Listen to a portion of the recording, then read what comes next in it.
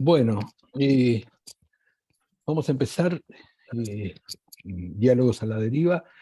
Hoy la idea es poder conversar con la doctora Silvana Rabinovich, que es investigadora en el Instituto de Filología de la Universidad Nacional de México. Y tengo tres libros que me acompañan. Y voy a silenciar. Y tengo tres libros que les quiero mostrar. Este primer libro de ella, tres libros de Silvana, La huella en el palimpsesto, que, si mal no me equivoco, creo que es la tesis doctoral, después, que tiene su título de Lecturas de Levinas, que la verdad que me ha acompañado bastante en aclarar puntos y para aproximarme a Levinas, y tiene dos otros libros, espero que se puedan ver, La Biblia y el dron. El subtítulo es sobre usos y abusos de las figuras bíblicas en el discurso político de Israel, y este último, que generosamente me los hizo llegar, sobre trazos para una teología política descolonial. Empezaría, Silvana, preguntándote, y como forma de introducción, vamos a seguir el mismo estilo que en general hacemos, que es poder dialogar entre nosotros, ¿no? Te preguntaría, Silvana, ¿por qué este término teología política en el título? En realidad podríamos segmentizar cada uno de ellos, trazos, y teología política y descolonización o descolonial. Bueno, empezamos entonces. Los Dale, saludo. dale, Gracias. dale. Sí. Silvana, te cuento que hay, por suerte, gente de muchos lados del globo conectados. Bueno, salud.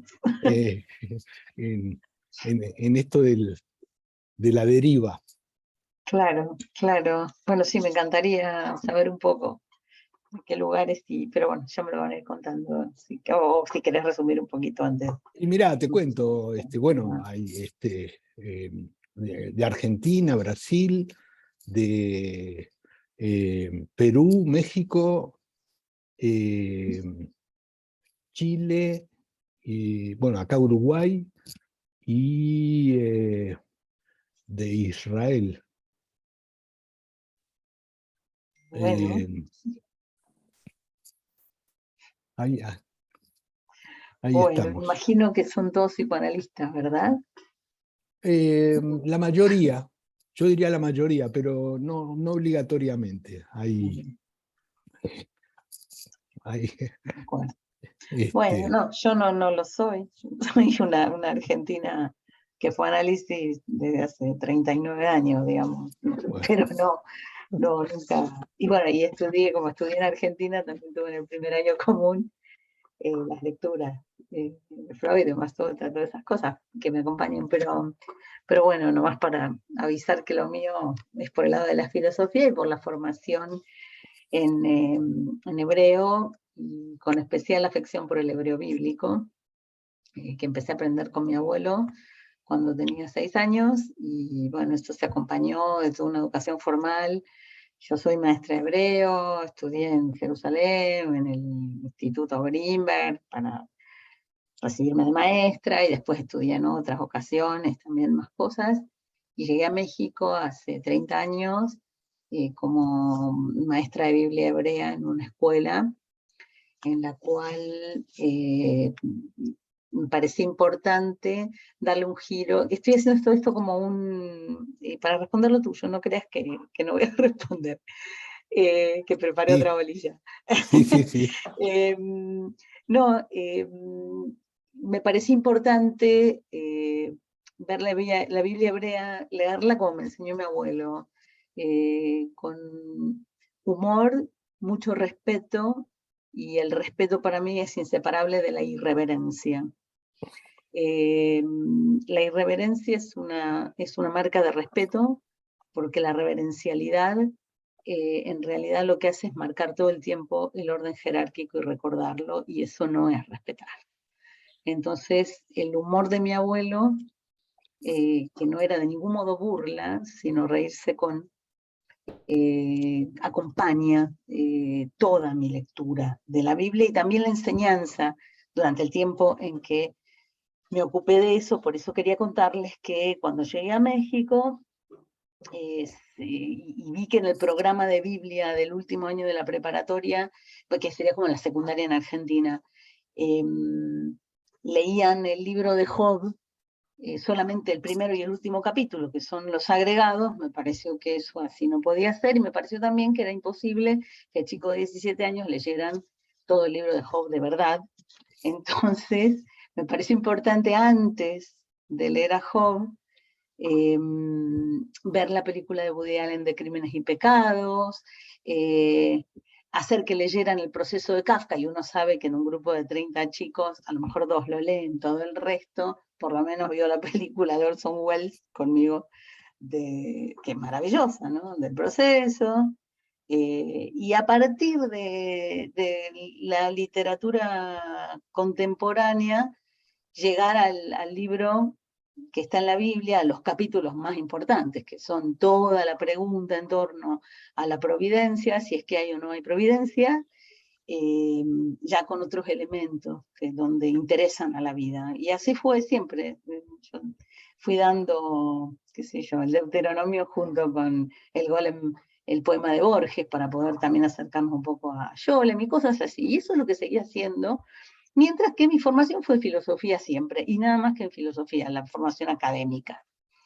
Y entonces, bueno, en Filológica tuve la suerte de poder hacer que confluyan el amor por el texto bíblico y por la lengua hebrea. Yo todas las tardes jugaba con mi abuelo a descubrir las raíces en las palabras hebreas, y bueno, eso fue así, un juego y un vicio que me siguió toda la vida y que hoy me tiene aquí en España estudiando árabe, en mi 8º año de estudio de la lengua árabe, para también descubrir raíces y sobre todo puentes entre las lenguas, entre los textos, y bueno, ver qué es lo que construyó a ese enemigo, esa relación de enemistad, y tratar de deconstruirla, ¿sí?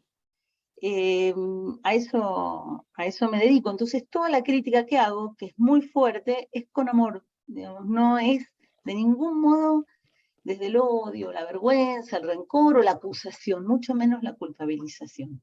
Y creo que eso, no sé si alcanzaron a leer algo del libro, pero de trazos, me imagino que es por el que nos encontramos, eh, lo verán. Digamos, yo tengo cariño por Caín, ¿sí? No me parece un asesino señalable, porque no sabía lo que era asesinar. Lemech es otra cosa, pero Caín no lo sabía. Y entonces, bueno, Bueno, tratando de por ser... algo lo protegieron también, ¿no? Por algo lo protegió Dios, exactamente. Y ahí trato de hacer ese juego que hacía con mi abuelo, lo llevo a las páginas, es lo que nos permite cuando uno ya tiene doctorado, ¿no? Entonces puede escribir lo que realmente piensa, ya no tiene que andar dando cuenta de todo.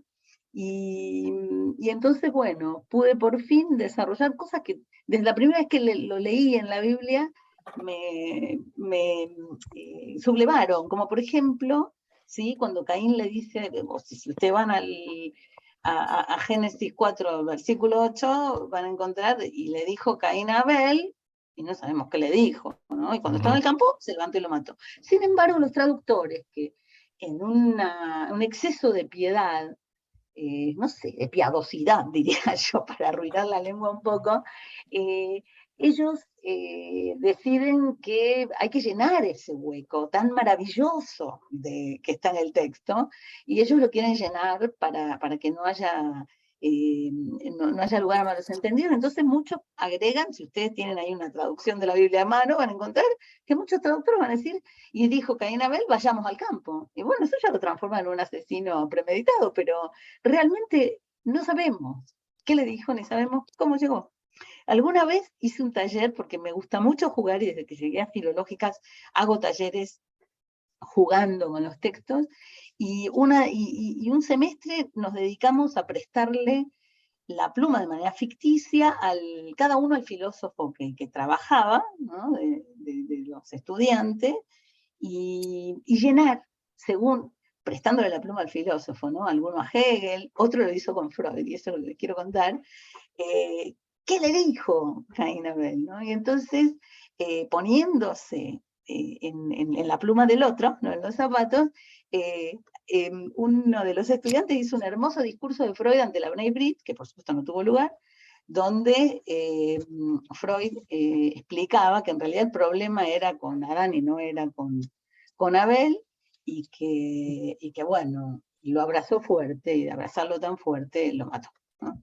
Entonces, bueno, esas cosas no las dicen nada más los estudiantes ni jugando, lo decían en los midrashim, ¿sí? Las interpretaciones, y tenemos, por ejemplo, que dos hermanos bíblicos, estoy hablando de mi otro libro en este momento, sí, pasé a la Biblia y el Dron, hay un capítulo sobre los hermanos, ¿no? La fraternidad es peligrosa. Y por ejemplo, Jacob y Esaú, que son los hijos de Isaac, Jacob se queda, las tramas ahí muchas veces provienen de las madres, ¿no? Las matriarcas son tremendas en la Biblia, y Abraham era un hombre, un buen tipo, por ejemplo, al que le dolía tener que echar a Agar, le dolía dejar en el desierto a Ismael, le dolía tener que llevar aparentemente a sacrificar a Isaac, en fin. Isaac tenía un hijo preferido, que era el que había nacido primero, y como eran mellizos, yo tenía una maestra en cuarto grado que cuando me enseñó eso me dijo, nos explicó que por qué la primogenitura, que es el derecho a todo, ¿no? Le asistía al que nació segundo, que es Jacob, que su nombre Jacob, que venía agarrado del talón de su hermano, y no el primero que nació, como, digamos, aparentemente tendría que ser. Entonces la maestra, que estaba embarazada de mellizo en ese mismo momento, puso dos pedacitos de tiza, una amarilla y una roja, entonces sacó primero la roja y después la amarilla, y dijo, ¿vieron? Nació primero el que se había concebido segundo. Entonces, bueno, con eso nos dejaban tranquilos con que no había habido trampa en la decisión de quién es el primogénito, porque el primogénito es el que hereda. Y el que tenía que ser primogénito, en realidad, y eso lo pensaban todos, era Esaú. Pero el preferido de la madre, ¿sí? De Rebeca, era Jacob. Entonces la madre urde toda una mentira, un engaño, ¿no? A su marido, que ya estaba ciego, y bueno, hace pasar a uno por otro. Ustedes conocerán el relato, ¿no? Se pone la piel de un animal, entonces al tocar la piel peluda, porque Saúl era peludo, con cierta duda Isaac dice, son las manos de Saúl, pero la voz es la voz de Jacob, y bueno, lo voy a tener que bendecir, ¿no? Bueno, también le compra por un guiso de lenteja la primogenitura al hermano, y entonces se hace de la primogenitura Jacob, que no era el heredero, y cuando se van a encontrar, y a eso voy al Midrash, cuando se van a encontrar, Jacob tenía un miedo bárbaro, ¿no? Porque había cometido una canallada con el hermano, y entonces, cuando lo encuentra después de mucho tiempo, lleva una cantidad de ganado impresionante y una indemnización muy grande, ¿sí? Económica, para pedirle perdón al hermano. Y lo que dice el texto es que cuando se encontraron, lo abrazó y lo besó. Nashko, dice en hebreo. Y entonces los sabios del Talmud dicen, como que le dio un beso, que tiene una bronca bárbara, ¿no? Esaú. Y entonces ellos dicen, no, es Nashjo, lo mordió. Pero el tema es que cuando lo mordió al hermano, el cuello del hermano se volvió de mármol y se le rompieron los dientes. Digamos, había una, digamos, hay una forma de interpretar que nos lleva a hurgar en otras maneras de interpretar el texto que lo saquen de la interpretación de los vencedores, ¿no? De quienes canonizaron el texto, y tratar de abrir otras posibilidades. Y eso es lo que a mí me parece como un gesto descolonial, que no me lo atribuyo a mí misma, por supuesto que el término lo tomo de Quijano, lo tomo también de Dussel, que ha sido mi maestro desde que inicié mi estudio sobre Levinas en el doctorado, y me ha señalado el camino. Lo que yo hice en realidad creo que fue habilitado por él. Y bueno, fui entonces tratando de descolonizar, y bueno, después voy a explicar algo que tiene que ver con un poema que me parece fundamental de Mahmoud Darwish, un poeta palestino, que se llama El discurso del indio, el penúltimo ante el hombre blanco. Les voy a mandar acá en el chat, si quieren, el texto del poema, ¿no? Para que nosotros hicimos un trabajo de una traducción plurilingüe del poema. Lo tradujimos primero en grupo, del árabe al castellano, y después se empezó a traducir a lenguas originarias. Ahí van a ver en esta liga que les paso, traducción a varias lenguas. Si se ponen a ver, van a encontrar ahí también la experiencia que tuvieron los traductores, que decidieron, ¿no? La forma, cómo se concibe la traducción. Pero bueno, esa idea de pensar la colonialidad también poéticamente y también con los textos.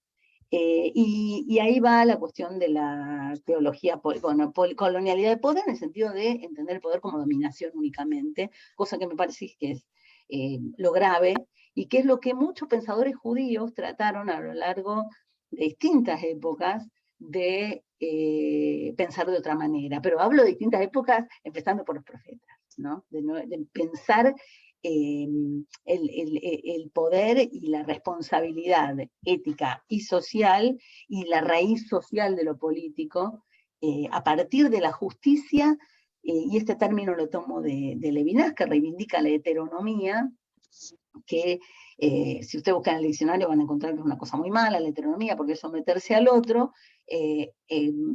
A mí me gusta jugar también con este término y pensarla como justicia del otro, ¿no? Nomos, heteron.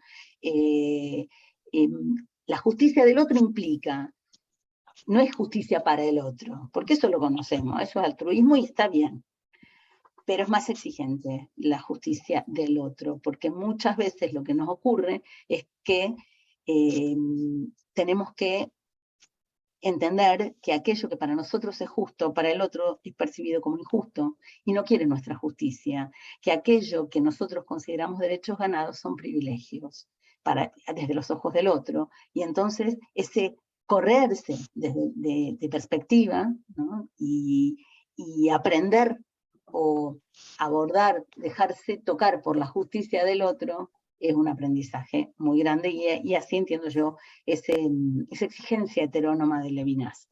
Levinas no quiso hacer un paso político, aunque obviamente toda esa decisión ya en sí es política, pero otros pensadores sí lo hicieron, y hay un par de amigos que a mí en especial me parecen sumamente aleccionadores, que son Martin Buber y Gustav Landauer. A Gustav Landauer, tal vez sabrán que lo asesinan a golpes en el año 19, en la misma época en que asesinaron a Rosa Luxemburgo y a Karl Liebknecht, Él formó parte de las repúblicas, de los consejos de Baviera, y él y Buber fueron trazando una noción de comunidad que Buber, después de la muerte de Landauer, siguió en homenaje a él, desarrollando en todos sus textos políticos sobre Palestina e Israel. Si ustedes ven, hay un hermoso, una colección, ¿no? El que se puso a trabajar en los archivos de Buber, el profesor Paul Méndez Flor, y hizo un libro que se llama Una tierra para dos pueblos. Y ahí están los textos políticos de Buber, su discurso dentro del sionismo, pero concibiendo el sionismo desde los profetas, y para nada en el sentido desde lo que pensó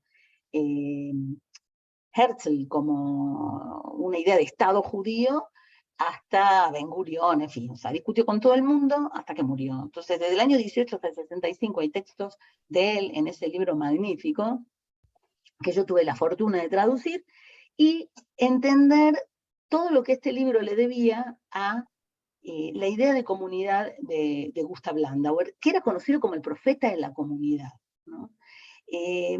Ahí hay toda una forma de interpretar, y digo interpretar en el sentido musical o en el sentido de actuación, ¿no? Del término, no solamente sentarse a preguntar qué quiere decir, sino hacer con eso algo, hacerlo sonar, de interpretar el legado profético y proponer una idea de comunidad y de política desde un tejido social y no desde la idea de la dominación, ¿no?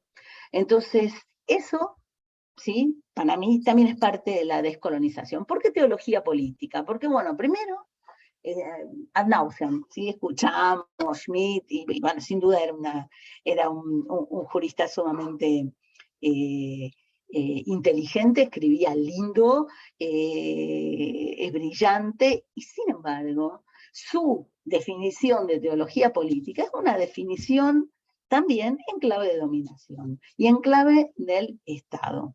Hubo un judío, el judío del nazi Schmitt, era Jacob Taubes, que era un judío que él respetaba muchísimo y al que llamó para hablar sobre cómo leía a Pablo de Tarso, porque le daba mucha curiosidad. Y Taubes lo que dice es que ambos son apocalípticos, pero mientras, en su lectura de Pablo, ¿no?, mientras Taubes se considera un apocalíptico de la revolución, es decir, de abajo para arriba, Schmitt es un apocalíptico conservador, ¿no?, de la reacción, digamos, y entonces es de arriba para abajo. O sea, Schmitt entiende el catejón de Pablo de Tarso como aquello que está sosteniendo la cosa para evitar la revolución, mientras que si leemos la tesis 8 de Benjamin, y Taubes era un lector finísimo de Walter Benjamin, cuando dice que hay que provocar el verdadero estado de excepción, lo está diciendo en términos revolucionarios, ¿no? Y Taubes lo entiende de esa manera, lo explica desde Pablo de Tarso, es sumamente interesante todo esto. Entonces, teología política, tenemos que hablar de teología política, no por dejar de hablar de ella va a dejar de existir. O sea, hay toda si bien Schmitt va a decir, que es una sentencia, ¿no?, que todos los conceptos de la política, no lo voy a decir literal, más o menos, lo parafraseo, son términos teológicos secularizados, ¿sí? Sí. Me parece que eso que es cierto debería también tener toda una parte de esperanza en una lectura que lo lea al revés, ¿no? ¿Cómo hace Levinas en De otro modo que ser? Si conocen más o menos la obra de él, las dos grandes obras de Levinas, que son Totalidad e Infinito y De otro modo que ser, más allá de la esencia, él no dice algo muy distinto de otro modo que ser. De otro modo que ser, que es un libro del 74, no desdice Totalidad e Infinito del 61, sino que lo que hace es leer esto como la parte toda desprolija de la costura, ¿no? En vez de, si Totalidad e Infinito muestra la parte lisa, de otro modo que ser, muestra esto. Y en ese sentido, me parece, leer esa parte, que es donde está algo que podría tener que ver con el pasar el cepillo contra pelo del que habla Benjamin en las tesis, es una forma de leer que está dentro de la tradición judía, de sus múltiples formas de lectura, que nos obligan, o nos permiten, mejor dicho, leer de otro modo los textos. ¿Qué es lo que pasa? Y lo que a mí me preocupa es que cuando se seculariza la lengua hebrea, y hubo ahí una polémica tremenda, si secularizarla o no, ¿sí? Eliezer Ben Yehuda, que es el lingüista lituano al que se le ocurrió esto, a fines del siglo XIX, él creía que esta lengua, que no estaba muerta, sino que estaba confinada al ámbito de lo sagrado, el ritual, tenía posibilidades de hablarse cotidianamente, y para eso todos esos siglos de vida cotidiana que no habían sido... ¿hay un ruido ahí? Silvana, Sí. te está hablando Luis. Mirá, Ah, me parece interesantísimo lo que estás contando, pero me parece que mucha gente de los participantes no conocen lo que estás hablando sobre judaísmo, sobre la Biblia. Yo personalmente sí, porque vivo en Israel hace 50 años, pero por ahí tenés que tener en cuenta que hablas cosas de la Biblia muy importantes, pero que la gente desconoce completamente. gracias. Gracias. Disculpame que No, me te ayuda transmito. mucho si incluso me decís qué te parece y intervenís y explicás lo que quieras. Bueno, Luis, te bueno, agradezco. bueno, Dale. listo, dale. ¿Querés decir algo? No, por ahora no, por ahora no. Bueno, pero vos sentite cómodo para... Listo.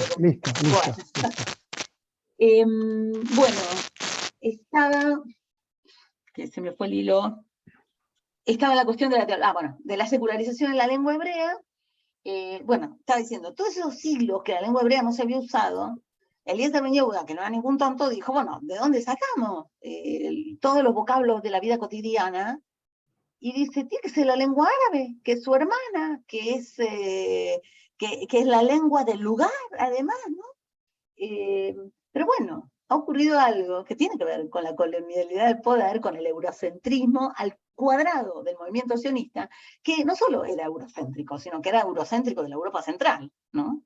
Y que no tenía esa facilidad de vérsela con la lengua que se hablaba en Palestina, que era mayormente el árabe. Los comerciantes que vivían ahí, judíos o cristianos, se entendían muy bien con los musulmanes y se hablaba también en árabe, y había una posibilidad que Buber supo entrever de manera perfecta, pero que nunca pasó, así al estilo de no pasarán, que fue la de los judíos provenientes de países árabes. Ellos tenían la posibilidad traductora de conocer las maneras, a pesar de que obviamente no hablan el mismo árabe, pero conocían el mundo de la vida en árabe, pero bueno, el movimiento sionista en su corriente principal, digamos, que es la que se impuso, no tenía esa capacidad, entonces fue europeizando. El mismo Herzl, en el libro del Estado Judío, dice que el Estado judío tiene que fungir como un muro que contenga la barbarie oriental para que no llegue a Europa.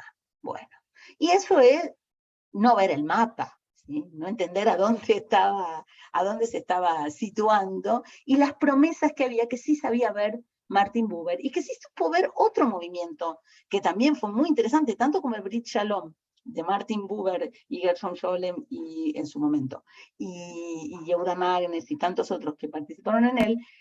Hubo otro movimiento de judíos orientales, o judíos árabes, digamos, que se llamaba Kedma, y también tenía una idea parecida de convivencia de otro tipo. Vuelvo a la amistad de Buber con Landauer, esos dos socialistas utópicos, que concebían una posibilidad de vivir en comunidad en una organización que no fuera la del Estado Nacional. Ellos describen al Estado como un homúnculo que chupa la sangre de las comunidades. Y entonces, la forma política que proponía Landauer era una confederación de comunidades autónomas en la cual ninguna mayoría determina ninguna minoría. Y Buber lo tradujo eso en su momento, y esto llegó a momentos de logros importantísimos. Quiero decirlo porque eso se minimizó o no se quiere ver. En el año 47, cuando la Sociedad de las Naciones envía a una comisión angloamericana para ver si hay que partir o no la tierra, ¿sí? Buber, con Yehuda Magnes, que era presidente de la Universidad Hebrea de Jerusalén, y Moshe Smilansky, desobedeciendo a las autoridades de la población judía de Palestina, dicen que lo que hacía falta ahí no era partir la tierra, sino una forma alternativa a la del Estado Nacional, que era esta que les acabo de decir, de la Confederación de las Comunidades Autónomas. Y los convencieron. Cuando vuelve la Comisión Angloamericana, les dice a las potencias, no hay que partir la tierra, cosa que inmediatamente desobedecen las potencias, porque bueno, hay que dividir para poder gobernar y hay que poder, pensando en términos coloniales, ¿sí? Plantear la forma de Estado y plantear también esta enemistad que cada vez se fue alimentando más y más. Entonces, bueno, es por este lado, hay muchas cosas para decir sobre cómo se construye comunidad. Quiero comentar una muy pequeña, aunque parezca marginal, creo que si hay muchos entre ustedes que son psicoanalistas, por ahí puedan llegar a sentirlo como prometedor. Dice Landauer en un texto que escribió en 1903 que se llama Escepticismo y Mística, que nosotros, en realidad, o sea, todo lo que vive de una vez y para siempre, y estamos habitados por la comunidad de ancestros que están adentro de nosotros y perviven adentro de nosotros, a veces con más o menos armonía, eso es otra cosa, pero están todos ellos. Y a lo que él llama mística es a esa capacidad de bucear en esa comunidad de ancestros que nos habita para poder crear comunidad afuera. La comunidad no se crea sumando individuos, sino a partir del reconocimiento de la comunidad que nos habita y trazando lazos con los demás. Eso Buber lo lleva lejos, lo lleva a los esenios. No sé si tienen presente, voy a prender la luz porque acá es casi de noche. Los esenios eran uno de los grupos en la época en que Jesús ahí discutía con los fariseos. Los esenios entre el siglo I y II se habían ido al desierto, se retiraron de la vida pública y hicieron una comunidad en la cual había reglas muy claras, como por ejemplo que iba a haber trabajo manual, una economía de no acumulación, una vida sumamente austera y la prohibición de fabricar armas, ¿no? Porque ellos habían participado apoyando la lucha de los hasmoneos. Buber escribe esto en un texto que le dedica a Landauer cuando lo asesina en el año 19, que se llama La Vía Santa. Es un hermoso, hermoso texto, y donde ahí él dice, ahí en los esenios hay una semilla mesiánica.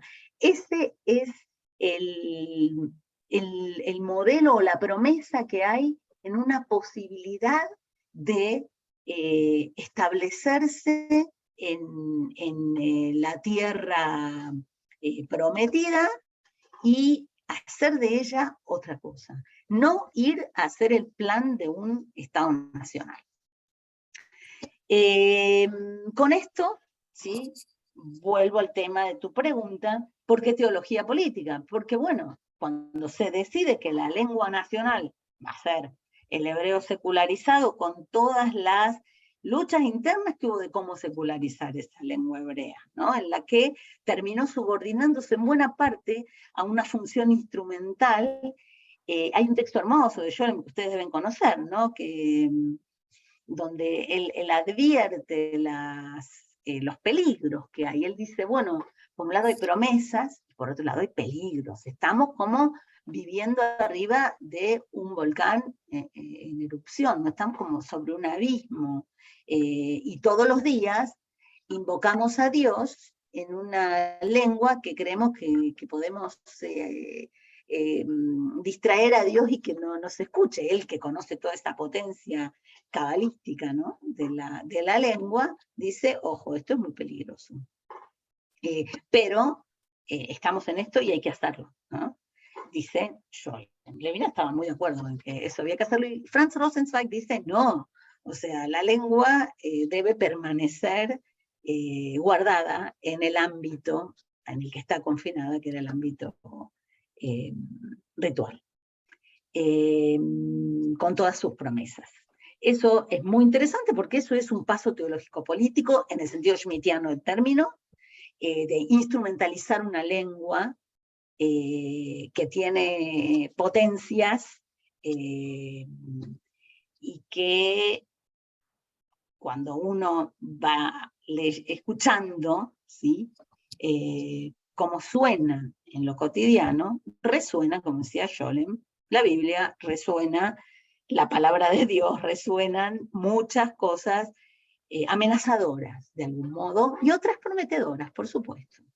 Respecto al texto bíblico, también ahí hay teología política. ¿Por qué? Porque el texto que nosotros leemos es un texto canonizado, porque ese texto canonizado lo está en función de una tendencia dominante, que es la deuteronomista, que es la que tiene que ver con la unificación del monoteísmo y la unificación de los lugares, de los lugares rituales en Jerusalén y en el templo, y sabemos lo que significa Jerusalén hoy en día, hablando de teología política.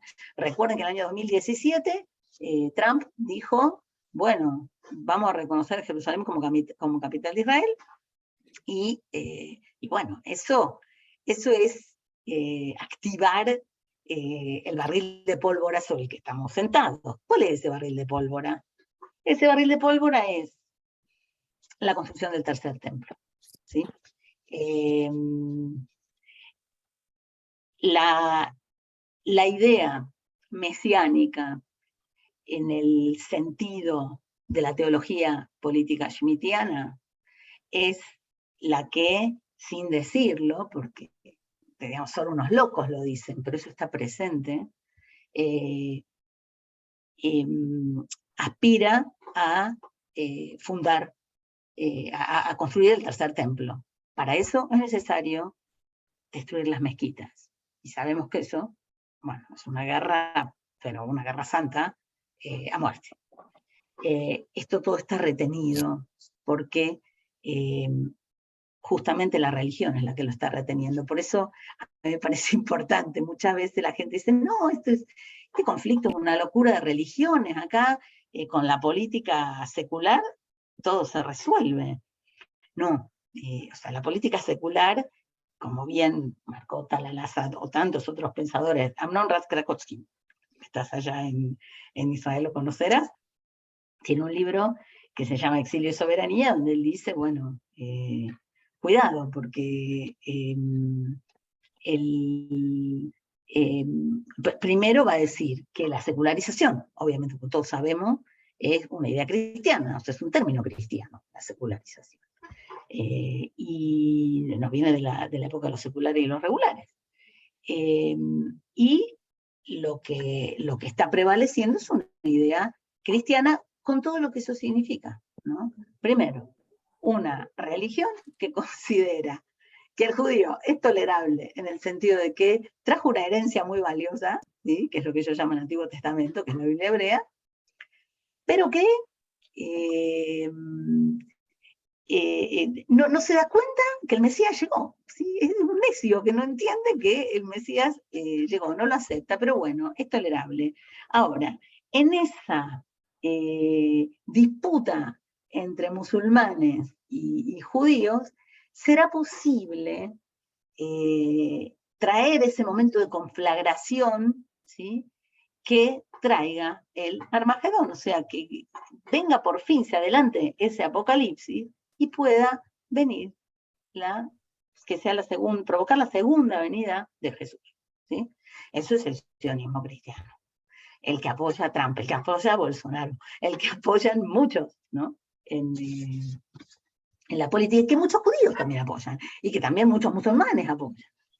Entonces, bueno, teología política, ¿por qué? Porque sí, porque todo lo que se mueve en torno a esa caja de resonancia de la política mundial que está en esa tierra llamada Palestina-Israel,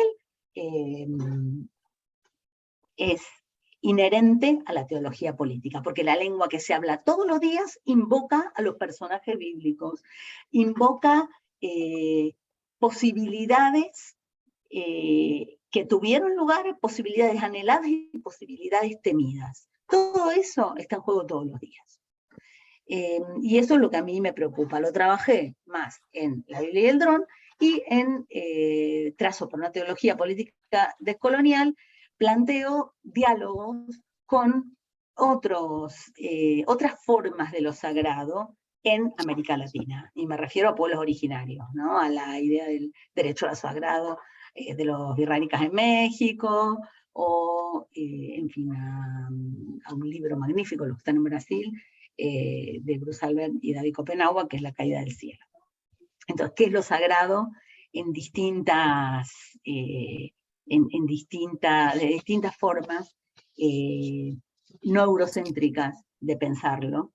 Es lo que me parece que tendría que estar en cuestión, digamos, tendría que participar dentro del debate para descolonizar la teología política, porque dejarla de lado, o sea, vuelvo a decir, la política secular tiene su teología política que la sostiene, y no quiere mostrarla, pero la tiene, ¿no? Y lo dijo Benjamin muy lindo en la primera de las tesis del enano jorobado que está bajo la mesa, si lo tienen ahí presente.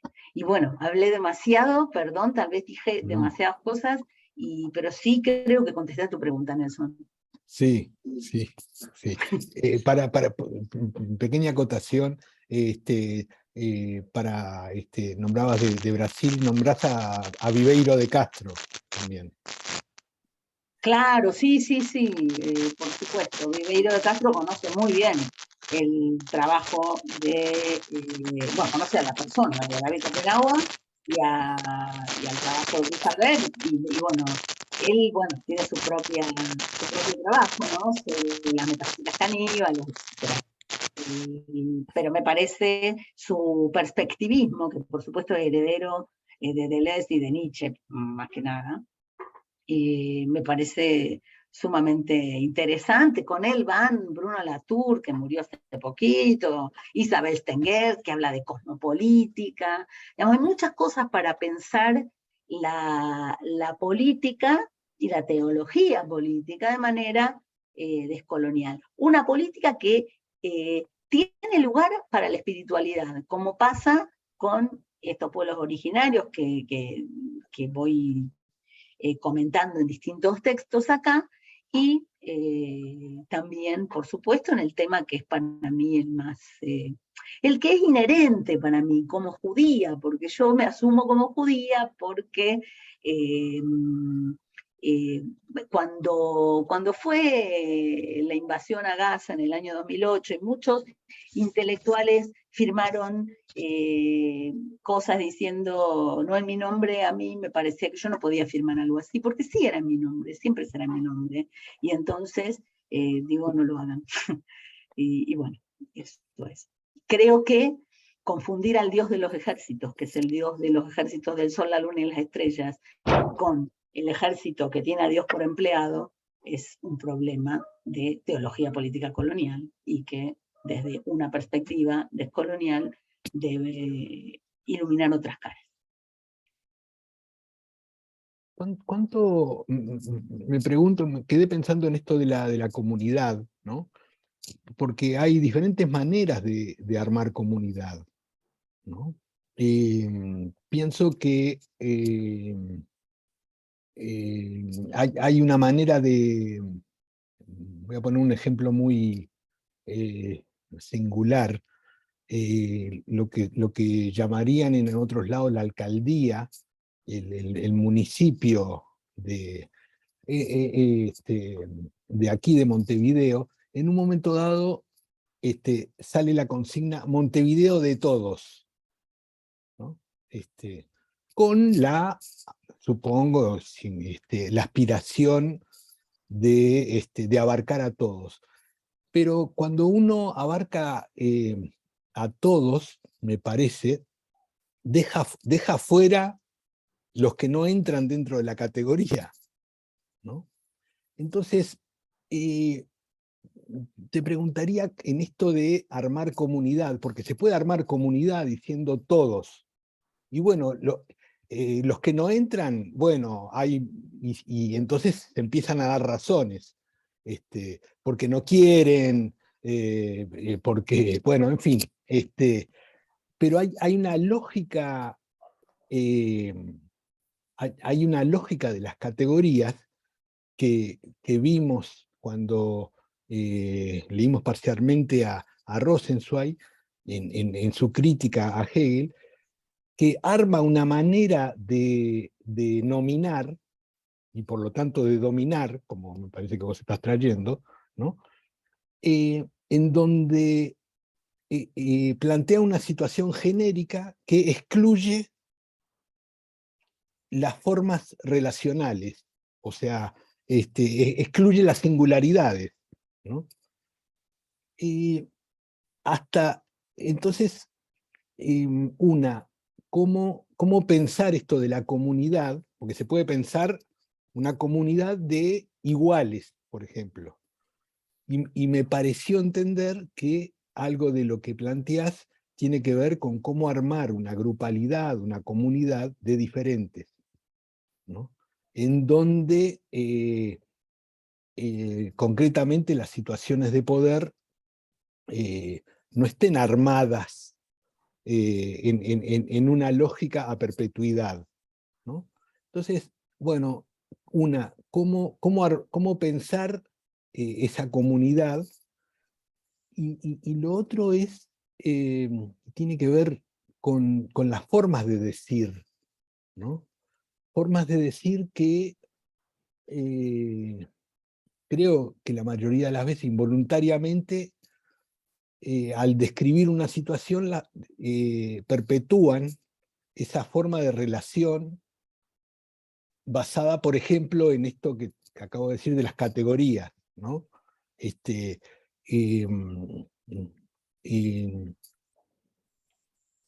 te ocurre comentar sobre el tema de las formas de decir y sobre la comunidad? ¿Qué se puede decir? Bueno, yo digamos, te sigo, estoy de acuerdo con lo que estás diciendo, con lo que estás planteando, y te diría lo siguiente. Primero, que esta idea de plantear desde un gobierno central que la ciudad es de todo, es siempre mi justicia para todos, que se agradece, pero no es factible. Buber escribió en el año 50, más o menos, imagínense qué poco popular en ese momento cuando lo escribió, que la juventud se iba a tener que definir de dos maneras, o el socialismo real o el socialismo utópico. Y el único realizable era el utópico, ¿sí? Entonces, ¿por qué el único realizable era el utópico? Porque era el que iba de abajo para arriba. Hace poco leí la autobiografía de Ernst Toller, que describe la República de los Consejos de Baviera con una crítica muy amorosa, y donde dice, no era el momento, ¿sí? No estábamos preparados para eso. Y Landauer lo sabía también, pero bueno, lo llamaron y tenía una responsabilidad de ir, y no resultó porque no estaban preparados, porque no se había preparado, no se habían tejido los lazos como debían tejerse, con el tiempo que exigía tejerlos. Por eso, digamos, por más bien intencionado que sea ese llamado, diría Buber, no, ese no es realizable, ¿no? El realizable es el utópico, o sea, el que parte desde una justicia del otro, donde el decir, ya que estuviste leyendo a Levinas, para mí el decir levinasiano, cuando él discute, él distingue entre el decir y lo dicho, y él apuesta por el decir es escucha, es recibimiento del otro, es dejarse enseñar por el otro, ¿no? Y entonces, desde esa perspectiva heterónoma, humilde, uniendo el humus, ¿sí?, de la tierra con la humanidad, con la humildad, o sea, la humildad no como un gesto de altruista, otra vez, como una cosa voluntaria, sino como algo auténticamente humano, ¿no? Eso que está tan bien planteado en el ritual judío, cuando el judío lleva cubierta la cabeza, porque no puede olvidar ni por un momento que arriba de él hay otro poder, y que no es el non plus ultra, ¿sí? Y mucho menos, como dice Darwish, ¿sí?, en el poema, cuando le dice, tómense su tiempo para matar a Dios, dice, no usen,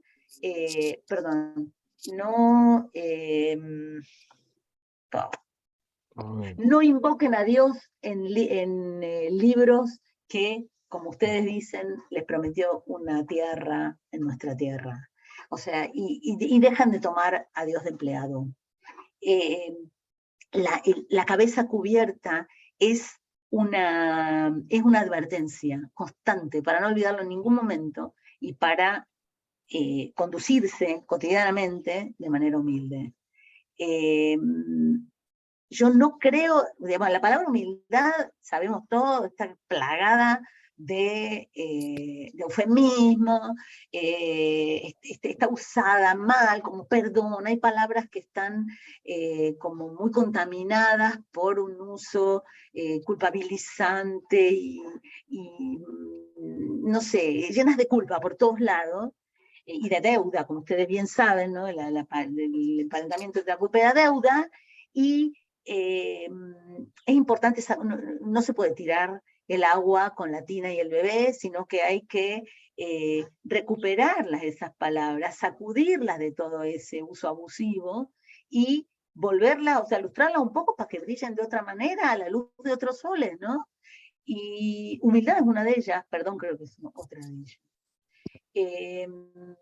Ahora vamos a ver esta pregunta.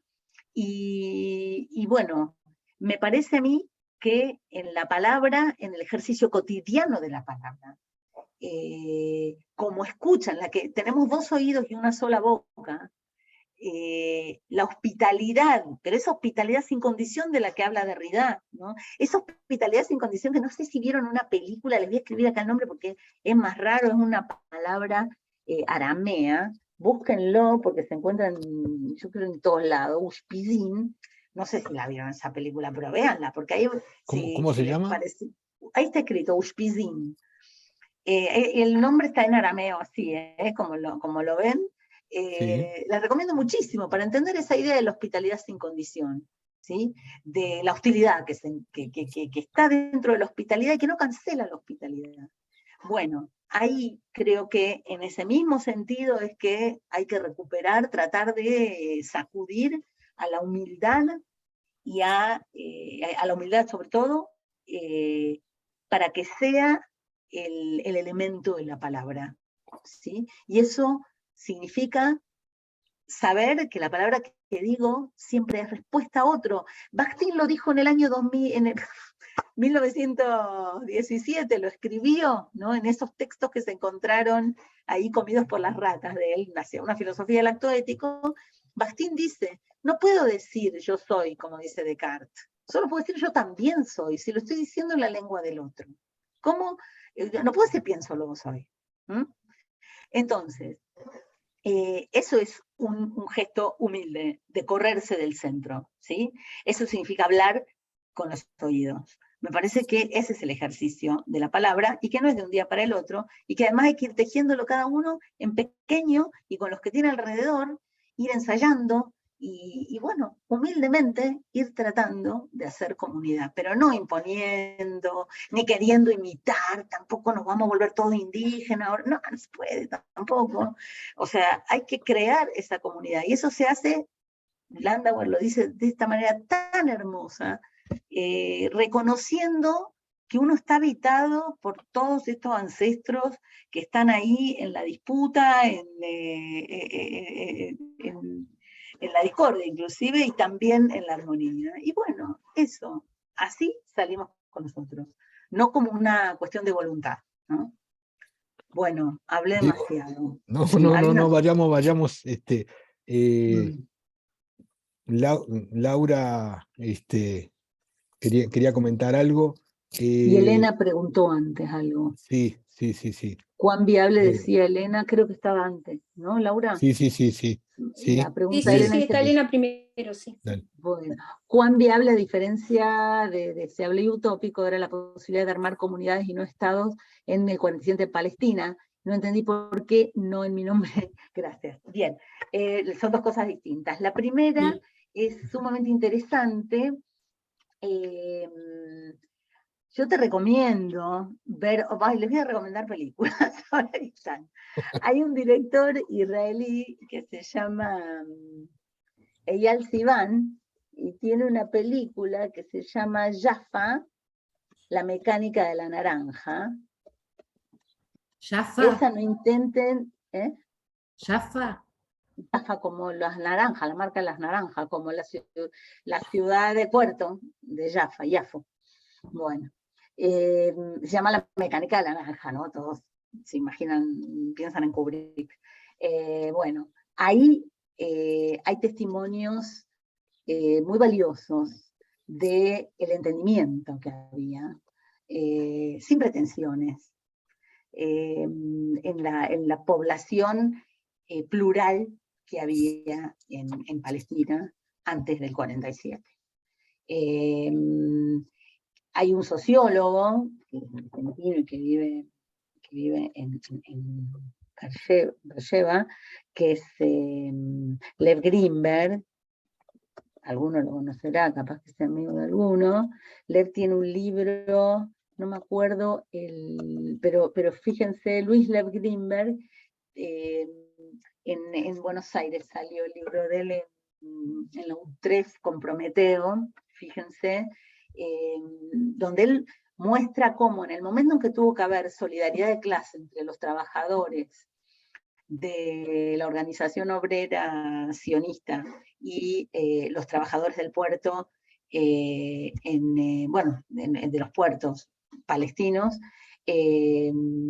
prevaleció la idea nacional y rompió la solidaridad de clase.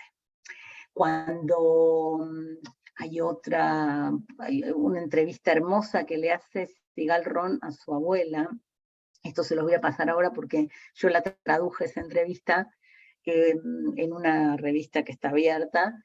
Su abuela era iraquí, y cuando ella la entrevista, vieron lo que pasa con las entrevistas muchas veces, que la gente sorprende, aunque sea un familiar el que la entreviste, y cuando ella, que conoció a su abuela, que se llamaba en hebreo Shulamit, la abuela le dice, bueno, ¿cómo te presento? Y le dice Salima, la abuela, ¿no? Que había nacido en Irak, y ella quedó impresionada, ¿no?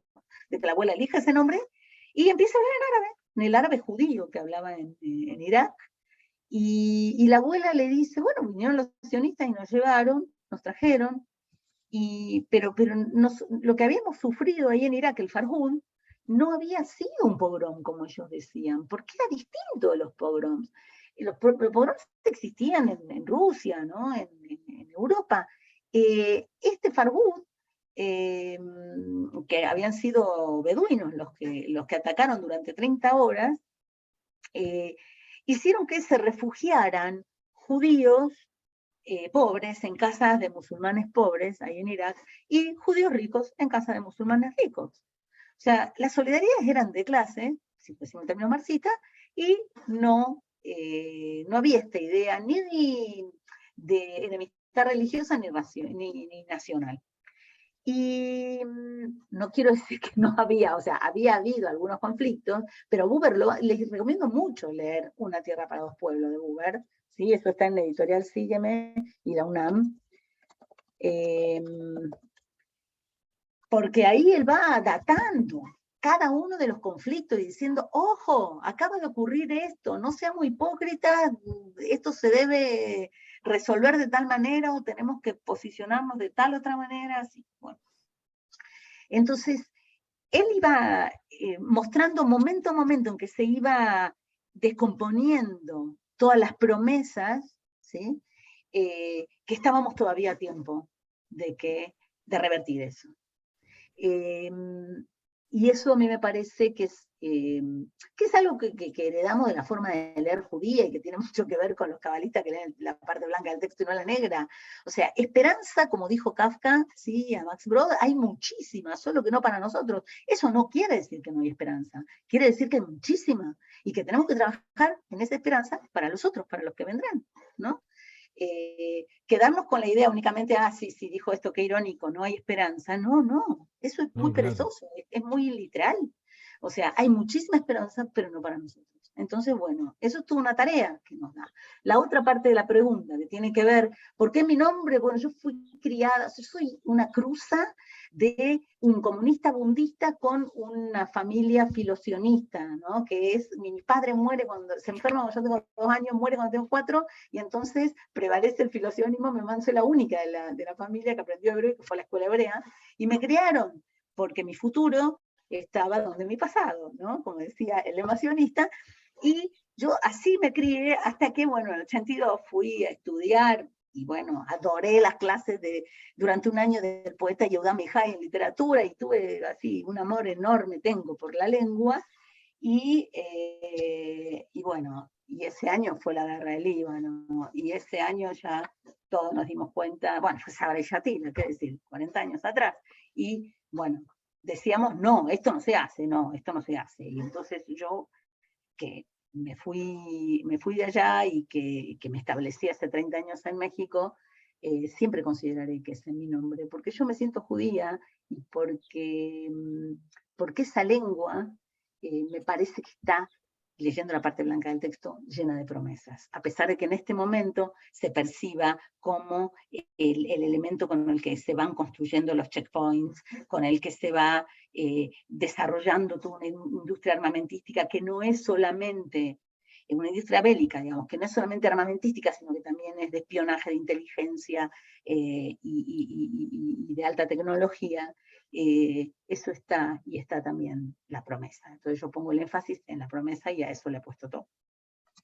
¿Por qué? Por la cuestión de que creo que lo utópico es más realizable que lo realista, ¿no? Porque el realismo político es fantasioso, no es utópico. Es fantasioso y tiene unas fantasías y unos fantasmas que son verdaderamente aterradores, como también, si pueden leer, yo vine acá a Madrid a trabajar con la traductora de Mahmoud Darwish, Luz Gómez. Ella ganó un premio por traducir En presencia de la ausencia, que es la autobiografía de Mahmoud Darwish. Y ahí él describe una escena de locura de Begin, cuando está encerrado en el psiquiátrico, y un psiquiátrico está frente a Deir Yassin, que es un lugar donde él fue partícipe de una masacre, y va describiendo un discurso de locura que es verdaderamente sobrecogedor. Y les recomiendo leer eso. Creo que en ese sentido es que yo siento una identificación muy grande y una esperanza también. Bueno, seguimos. Bien. Con... A ver, vayamos, Laura Silvia. Ay,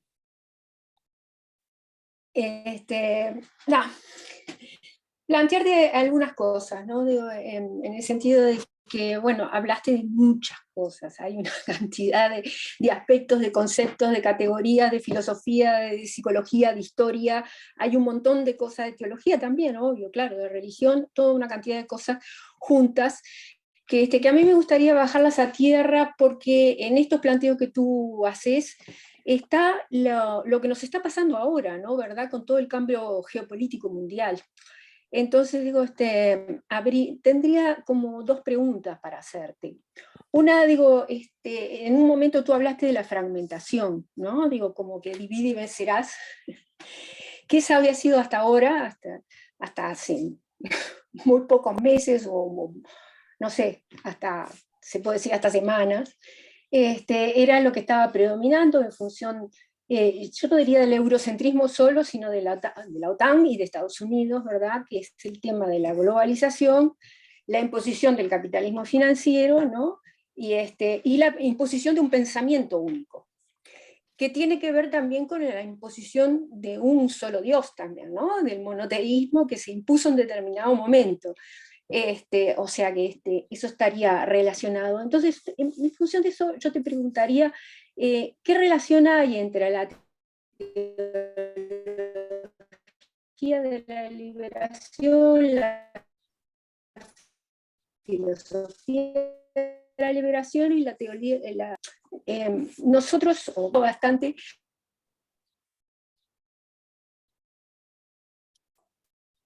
a los autores de coloniales, vos nombraste a Quijano y nombraste a Dussel también, yo soy lectora de Dussel y de Quijano en parte, digo, en parte sí, y tengo bastante claro lo de la... ¿Cómo unirías estas teorías con lo que está pasando geopolíticamente en el mundo ahora, ¿no? Esa sería una pregunta, después hago las otras. Bueno, yo le rehuyo en general al tema geopolítico porque no me formé en ciencia política y porque esa visión del conjunto no la tengo y no la busco tampoco. Entonces en eso te voy a quedar mal, como dicen en México. Sin embargo, creo que tiene todo que ver desde este trabajo de hormiga y desde lo chiquito, que es lo que me gusta hacer a mí, con el lenguaje. Y que, como decía, a mí el que me... A ver, Buber dice que enseñar es acercarse a una ventana, mostrar un camino, y bueno, el otro lo recorrerá o no lo recorrerá.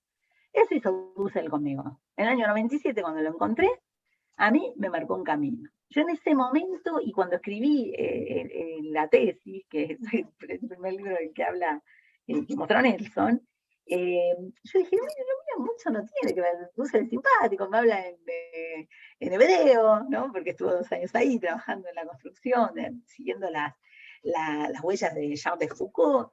Y bueno, de hecho el libro de trazos tiene un dibujo de Dussel, de esa época, y bueno, y es de esos maestros buenísimos que con los años te das cuenta cada vez más cómo seguiste ese camino, ¿no? A mí me pasa eso, cómo seguí ese camino que él me marcó y que era el mío, porque era el que tenía que hacer yo, no el de él, pero a mí me tocaba ir acercándome desde ese borde que él me había mostrado al camino que yo había recorrido.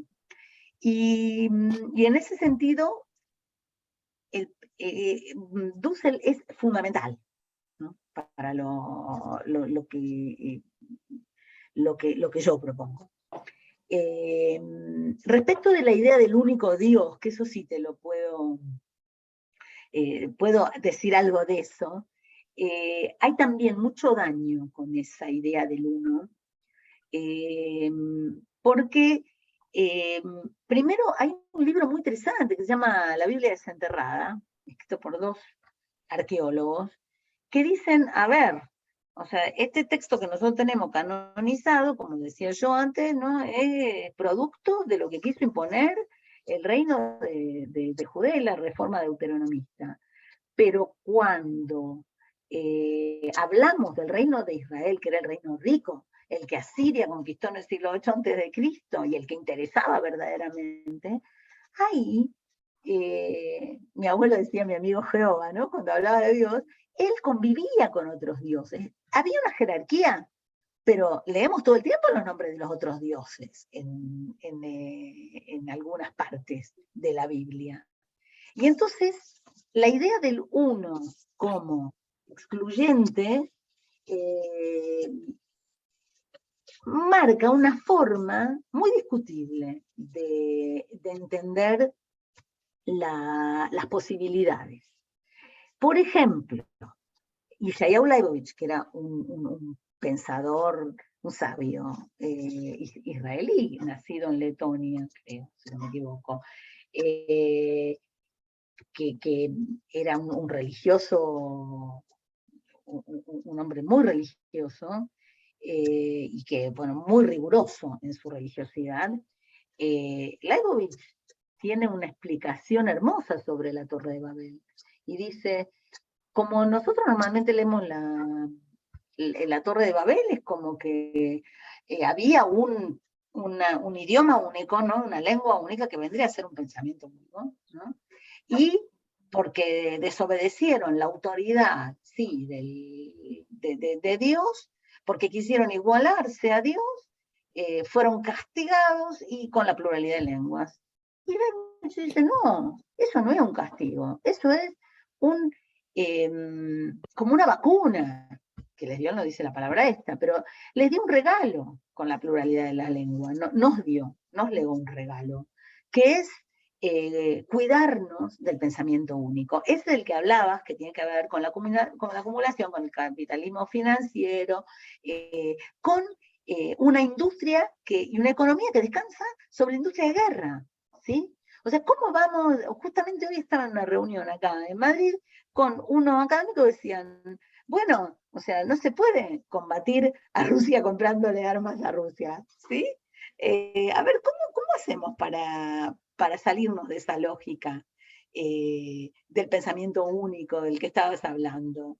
Me parece que es un deber que tenemos de practicar estas otras formas que sí tienen que ver o tienen raíz en formas teológicas, ¿sí? Formas teológicas de interpretar un texto escuchando la pluralidad de voces de ese texto. Por eso los cabalistas, cuando hablan de la unicidad de Dios, hablan de un mundo divino en el que conviven lo femenino y lo masculino, el bien y el mal, en fin, está superpoblado ese mundo del Dios único. Y eso no es politeísmo, ¿no? Hay también un trabajo sumamente interesante de Jan Assmann, que bueno, yo trabajo eso ahí en el libro, en relación con estas otras formas de concebir lo sagrado. No Silvana, contesto porque no me da el cuero para contestar sobre geopolítica. Sí. Bien, bien. Pequeña agregado a lo que decís, de ahí el valor de la traducción, o sea, de la relacionalidad que intentamos acercarnos, para llevarlo al tema de lo que hacemos en el quehacer cotidiano, en el trabajo, de cómo se traduce esa situación. Démosle lugar a Silvia, ya estamos en la hora. Muchas gracias, Silvana, Nelson, no, gracias por compartir tus reflexiones. Yo un poco también me quedó lo que tú mencionaste, ¿no? Que comentó Laura respecto de divide y reinarás, ¿no? Pero también en el sentido de cómo los discursos totalitarios, ¿no? Tienden justamente a generar división, ¿no? A decir, a construir a alguien que es el malo y el bueno, ¿no? Y aquel que empieza a ser cuestionarlo, ¿no? Se convierte, claro, en el enemigo, ¿no? No en el enemigo de uno, sino en el enemigo, ¿no? De la nación, del Estado, de la sociedad, ¿no? Entonces, esta resonancia, ¿no? Respecto a estos discursos que convierten al otro en malo. no en alguien que piensa de manera diferente, no en alguien que ve las cosas de manera diferente, sino porque es diferente, porque piensa diferente, se convierte en el malo, ¿no? Y que me resonó también con que cómo tú empezaste, ¿no? El conversatorio, ¿no? Hablando de Caín, ¿no? Y la forma que hablaste, ¿no? De él. Sí, pues los seres humanos somos buenos o malos, o los seres humanos tenemos aspectos más sanos, menos sanos, y en ocasiones somos invadidos de repente por un antepasado que habita en nosotros y que nos puede hacer cometer actos muy nobles, o de repente otro antepasado que habita en nosotros y que nos puede hacer cometer actos que no son tan buenos, ¿no? Entonces, esta importancia, ¿no? Yo creo que de poder dividir, o sea, no entrar en estas divisiones de lo bueno y lo malo, que eso no significa no tener una postura crítica y decir, no estoy de acuerdo, o no me parece, o no creo que sea lo más conveniente, pero no convertirlo en el malo, ¿no? Y lo otro que mencionaste respecto de la descolonización que tiene que ver con justamente la interrelación, ¿no? El poder aceptar las posturas diferentes para poder pensar y no entrar en discursos en que tal vez nos hacen creer o mirar la vida de determinada manera, ¿no? Muchísimas gracias por tu intervención. Me quedó algo para decirle a Laura nada más, y es que hay otro descolonizador que yo admiro mucho y que no pierdo la esperanza de poder conversar con él sobre la lectura de la Biblia con humor y con amor, que es el Papa. O sea, las encíclicas de Francisco sobre Laudato Si, la de la naturaleza, y Fratelli Tutti me parecen dos trabajos descoloniales verdaderamente monumentales. Y ese sí que es un jefe de Estado que tiene en sus espaldas un Estado terriblemente con una historia brutal, ¿no? Y que está buscando hacer otra cosa. Respecto de Silvia, te agradezco muchísimo porque creo que vas por todos los lugares donde creo que faltaba decir, ¿no? La cuestión del otro, obviamente, eso es Levinas, el otro no es el mal, eso está clarísimo, el otro es la posibilidad y es la promesa. O sea, contrariamente a Sartre, que dice que el otro es el infierno, ¿no? Porque tiene la última palabra sobre mí, ¿no? Ahí en la puerta cerrada, Levinas va a decir, no, el otro es la condición de posibilidad. Y hay cosas que le encuentra en la tradición judía, como el Gesed, ¿no? Que es como la idea de bondad en el sentido de un favor que se hace que no sea retribuible, y el más común es enterrar a otro, ¿no? Si te entierran, no tiene manera de retribuir, ¿no? Entonces, por un lado eso. Por otro lado, me parece que hay algo que estás tocando que es fundamental también, y que tiene que ver con lo que dijo Nelson. Habló de la traducción, y yo le doy mucha importancia a la traducción en el libro, siempre en herencia de Levinas, ¿no? Que no sé si estaría muy orgulloso de mis ideas políticas, pero no importa. O sea, su ética habilita todo este viaje político que yo lo llevo, que es la cuestión de la traducción, de entender que no hay lengua original o más verdadera o más propia o más pura, sino que son todas traducciones. Eso lo dice también Rosenzweig hermosamente. Y esto nos lleva a otra cosa que creo que tú tocaste, que es el de la herencia. O sea, somos herederos. Y eso, la palabra bíblica, toldot, es justamente eso, son generaciones. Y venimos en una cadena de generaciones. Y entonces, bueno, es dentro de esa cadena que todo se desarrolla, y en una responsabilidad que tampoco no es una cadena lineal, como bien decías, o sea, es muy, muy, muy florida, ¿no? Para atrás y para adelante. Es más, se parece más a mí me da risa porque mi mamá, cuando era viuda y estaba un poco deprimida, me decía cuando era chica, me quedé sola como un hongo. Y después un día descubrí que los hongos son los más sociales de todo lo del planeta, de todos los seres del planeta, porque tienen bajo la tierra unas redes que son indestructibles, ¿no? Entonces, bueno, como esa rizomática, ¿no? Creo que así funciona la herencia, que no, y la promesa de comunidad, volviendo a la pregunta de antes. Y respecto a la crítica, Bueno, yo de eso no alcancé a decir nada ahora, pero últimamente sí, lo he trabajado bastante, que es tratar de hacer una crítica no narcisista. O sea, estamos acostumbrados a que la crítica, entre que a veces parece la queja del cliente insatisfecho, porque parece que cuando uno va a votar, uno compra un producto y bueno, no cumplió con todo lo que decía el prospecto y entonces uno lo devuelve, ¿no? Y eso es de cliente insatisfecho, eso es queja, no es crítica.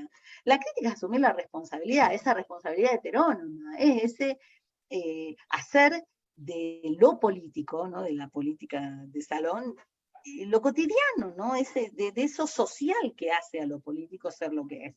Entonces, una crítica no narcisista no busca tener la razón. O sea, a mí no me convence eso lo veo muchos colegas, y yo lo siento a veces incluso, ahora estuve en Roma y vi el balcón de Mussolini y me acuerdo de ese gesto de cruzarse los brazos, ¿no? ¿Para qué nos sirve tener razón y cruzarnos los brazos? Si de lo que se trata es de que las cosas cambien. Entonces eso obliga a asumir una actitud mucho más humilde y tratar de poner algo, de sacar algún ladrillo, o como decía un artista hace poco sobre el Sáhara Occidental, que el arte para él era como meter agua en una piedra, en una endija, y bueno, esperar que congele para que vaya rompiendo la piedra de a poco, ¿no? O sea, una crítica no narcisista tiene que ver con eso, no con querer tener la razón, y con agradecer no haber tenido la razón, cuando uno se da cuenta de que juzgó las cosas desde viendo al otro desde la mirilla y no desde un horizonte más amplio, ¿no? No hablé de la relación con el desierto y lo que significa el Sahara, pero esa experiencia de tener 360 grados alrededor no la conocemos en las ciudades. Y es algo que nos confronta también con nuestra propia limitación. Y es lo que otro ejercicio de humildad, ¿no? De aquellos nómadas que viven en una economía de no acumulación, porque tienen que ir de aquí para allá, y para eso no se pueden andar cargando, ¿no? Y no se cargan ni culpas, ni rencores, y por eso se perdona. Y bueno, lo que dices de la interrelación, sí, por supuesto, de eso se trata, de colonizar, pero no pretendiendo una interrelación total. Esa se irá dando, como se da entre los hongos no se lo propusieron, pero así se va dando, ¿no? Hay una cosa que Levinas también enseña de manera genial respecto de la concepción del tiempo, que es la paciencia, ¿sí? Y la paciencia, y porque él lee la pasividad, así como se atreve a reivindicar la heteronomía, reivindica la pasividad tan mal vista por toda nuestra cultura, como la capacidad de hospitalidad, la pasividad como la capacidad de ser, lo digo en términos spinozianos, que a él no le gustaría nada, de ser afectado, ¿no? Por el otro. Y en ese sentido creo que son ejercicios de paciencia, esa crítica no narcisista, que no exige todo por encargo, sino que sabe esperar, que sabe estar atenta a ver una chispita de esperanza en medio de la oscuridad, como supo ver Benjamin, como supo ver Kafka cuando dijo que había muchísima esperanza también. Entonces, pero sí, eso es muy humilde, o sea, no es, bueno, aquí le traigo la solución, para nada.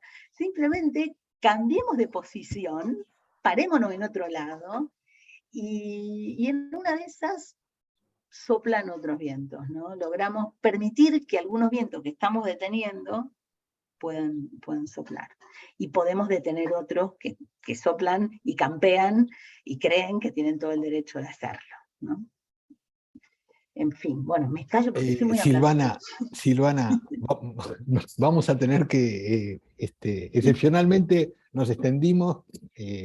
La verdad que te agradezco, Pila, los caminos que dejaste indicados ahí, cómo abrir a una manera de decir humilde que no remita al yo. Es todo un ejercicio a ver con otros. No hay otra manera de hacer. Y en ese sentido de estamos escucha. tratando de... Sí, Mm. sí. Bueno, Yo eso les que dejo ahí la liga esa que les mandé con el poema de Darwish. Esa es sí, una página que nosotros tenemos en mi proyecto de la UNAM. Desde el año 2017 le hicimos página web, donde hay un montón de material, hay un montón, la mayoría hecho por nuestro equipo y alguno al que nosotros remitimos porque es muy bueno, que tiene que ver con el nomadismo, con la hospitalidad en el lenguaje, con bueno, van a ver, ¿no? Con despojo territorial, con justicia del otro, exilio domiciliario, etcétera. Tienen un montón de cosas que hemos hecho a lo largo de viajes también, porque el trabajo de campo en filosofía es bien importante también, aunque nadie lo crea, y bueno, y justamente que tiene que ver con eso, con la hospitalidad y la recepción del otro, la escucha del otro y dejarse enseñar. Es eso. Y que parece que yo contradigo porque hablo demasiado. Perdón. muchísimas gracias, Nelson, de Silvana. repente los links que ella dejó los podías pasar por WhatsApp, porque de pronto... Sí, ya. El link a lo que se refirió están en el WhatsApp.